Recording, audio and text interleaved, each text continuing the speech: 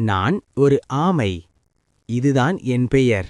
நான் ஊர்வன வகையை சேர்ந்தவன்.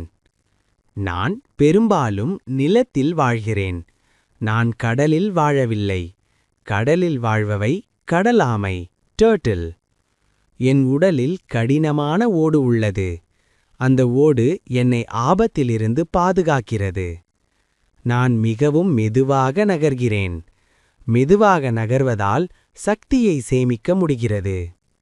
நான் தாவரங்கள், பழங்கள், காய்கறிகளை உண்கிறேன். அதனால் நான் தாவர உணவு பிராணி.